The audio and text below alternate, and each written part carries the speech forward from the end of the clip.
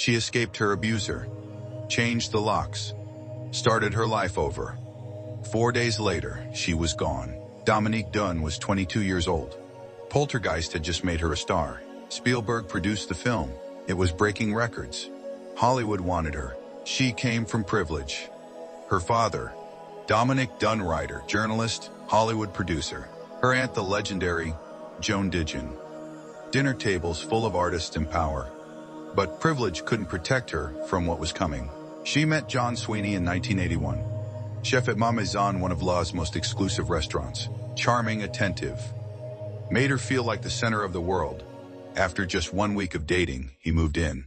Then came the jealousy, the questions, the control. Then the violence. Hair pulling, choking, followed by tears and promises. She stayed because leaving felt impossible. August 27th, 1982. Sweeney ripped handfuls of hair from her scalp. She fled to her mother's house, terrified. He followed, pounded on windows, screamed until her mother threatened police. 3 days later, she went back. That's how abuse works. Not one dramatic moment, a slow erosion of who you are. September 26, 1982. During another fight, Sweeney wrapped his hands around her throat. A friend heard the sounds and ran in. Dominique whispered, "He just tried to kill me." She pretended to go back to bed, then slipped out the bathroom window. He heard her car, ran out, jumped on the hood. She stopped just long enough for him to get off, then drove into the night. The next morning, she filmed Hill Street Blues. Real bruises around her neck. No makeup needed. She was playing a battered teenager on screen. The irony destroyed everyone in that room. She called Sweeney, ended it. Changed her locks, breathed freely for the first time in months. She was cast in a new miniseries. Her career was rising. She was building a future. But leaving an abuser is the most dangerous moment. That's when control becomes desperation. Desperation becomes rage. October 30th, 1982. She was home rehearsing lines with actor David Packer. A knock at the door. Sweeney. She was exhausted from hiding. She wanted this to end. She walked outside to face him one last time.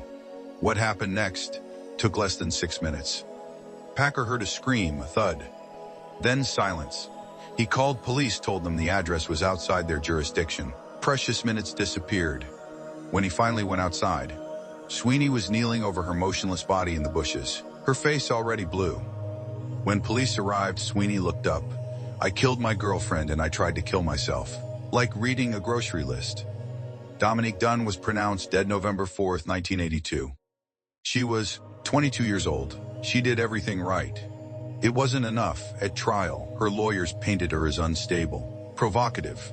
The judge blocked testimony from Sweeney's ex-girlfriend, a woman he had hospitalized twice before. The jury never heard he had done this before. Voluntary manslaughter. Sentenced to 7.5 years. Served 2.5. Even the judge called it murder with malice. When the Dunne family discovered Sweeney working as head chef at a Santa Monica restaurant, they stood outside handing slips of paper to every customer. "The hands preparing your meal tonight murdered Dominique Dunne." He was fired immediately. Her father became one of America's most respected crime journalists. Her mother founded Justice for Homicide Victims, still operating today. Dominique is buried at Westwood Village Memorial Park. Her grave is almost always covered in flowers from strangers. Today, approximately 4 women are killed by intimate partners every single day in America. Most did everything right, left, changed their locks, started over. For too many, it still isn't enough.